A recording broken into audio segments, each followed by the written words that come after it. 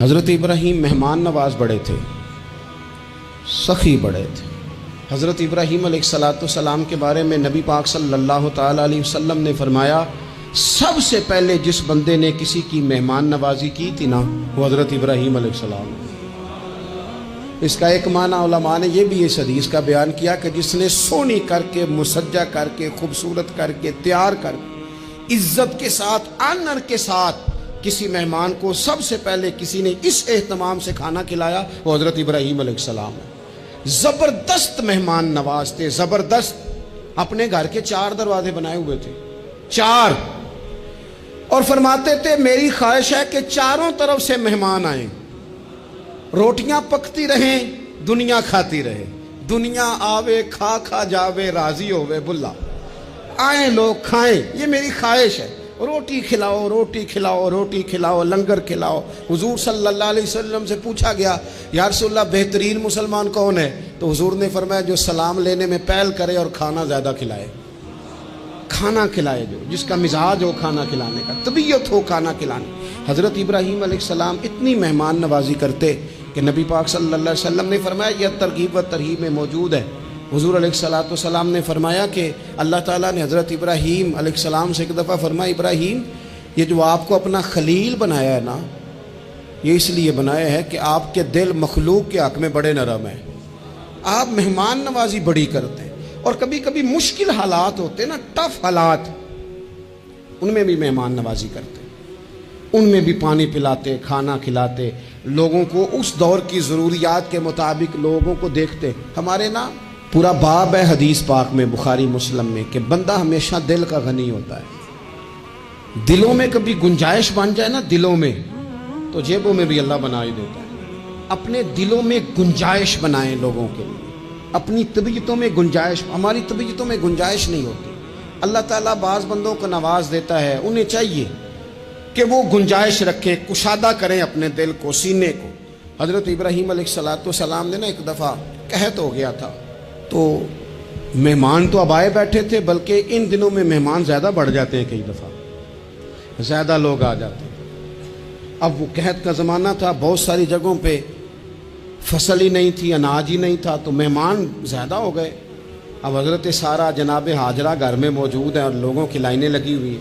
حضرت ابراہیم علیہ السلام کا مصر میں ایک دوست تھا، حضرت حکیم الامت نے اس کو لکھا ہے، آپ نے نا اس کو کچھ سامان بھیجا، بوریاں بھیجی، فرمایا یار تیرے پاس گندم ہے تو ذرا گندم کی بھر دے بوریاں، مہمان بڑے آ گئے ہیں، روٹی کھلانی ہے لوگوں کو۔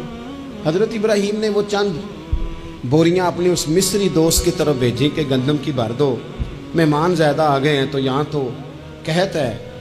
اب وہاں جب گئے لینے کے لیے خدام اونٹ لے کے، بوریاں لے کے، تو اس نے کہا جی غلہ تو یہاں بھی ختم ہو گیا ہے، اب یہ خالی بوریاں لے کے واپس آ رہے ہیں۔ اب ان جانے والے خدام کو بھی پتہ تھا، جو قریب رہنے والے ہوتے ہیں وہ خانقاہوں کے، آستانوں کے، مدارس کے، مراکز کے مزاج سے بھی آگاہ ہو جاتے ہیں۔ ان کو پتہ تھا کہ اب مہمان تو بیٹھے ہیں، بیسیوں، درجنوں، سینکڑوں، تو سب کو پتہ ہے کہ بھئی گندم آ رہی ہے، مصر سے آنا ہے تو کھانا ملنا ہے۔ اب بوریاں جب خالی آئیں گی تو بڑا مسئلہ بن جائے گا، ان کے تو دل کمزور پڑ جائیں گے۔ انہوں نے کہا کہ تسلی دیتے ہیں، ان کو تسلی دیتے ہیں۔ رستے میں نا کچھ ریت بوریوں میں بھر لی تاکہ فوری طور پہ دیکھنے والے پریشان نہ ہوں۔ ریت بھر کے لے جاتے ہیں اور پھر جا کے آرام سے رکھ دیں گے، پھر حضرت ابراہیم سے گزارش کریں گے غلہ نہیں ملا، وہ ایک خوبصورت سا آواز کریں گے، لوگوں کو دلوں کو تسلی ہو جائے گی، اور پھر اگلا بندوبست کر لیں۔ اب وہ بوریاں ساری کی ساری ریت سے بھری رکھی۔ حضرت مفتی احمد یار خان صاحب رحمۃ اللہ علیہ نے لکھا ہے کہ وہ بوریاں لا کے جب لوگوں نے آتے دیکھی بوریاں، تو طبیعت لوگوں کی کئی دنوں کا کھانا نہیں کھایا تھا، حشاش بشاش ہو گئیں، بچے، بوڑھے، بیمار، سبھی کے دل تسلی میں آ گئے کہ آج کھانا ملے گا۔ بوریاں ایک کونے میں رکھ دیں۔ حضرت ابراہیم آرام فرما تھے کہیں، یا کسی ذکر و فکر کی مصروفیت میں مشغول تھے، ظاہراً انہیں بتایا نہ گیا۔ اب وہ جہاں گندم رکھی جاتی تھی وہاں جا کے وہ ریت کی بوریاں رکھ دیں۔ وہ خدام وہاں سے ہٹ گئے چونکہ وہ گھر کا حصہ تھا۔ اب جناب ہاجرہ حضرت سارہ اٹھیں، ریت والی بوریاں جب کھولیں تو بہترین گندم نکلی اندر سے۔ اللہ تعالیٰ جب رزق دیتا ہے تو پھر بغیر اور واللہ خیر الرازقین، بہترین رزق دینے والا اللہ ہے، سب سے بہتر رزق دینے والا۔ وہ کھولا ان کو، بہترین گندم نکلی، انہوں نے فوراً کنیزیں جو تھے ان کو بلایا، گندم پیس لی گئی، اسی وقت کھانا پکنے لگا۔ حضرت ابراہیم تشریف لائے، کھانا چل رہا ہے، لوگ لنگر کھا رہے ہیں۔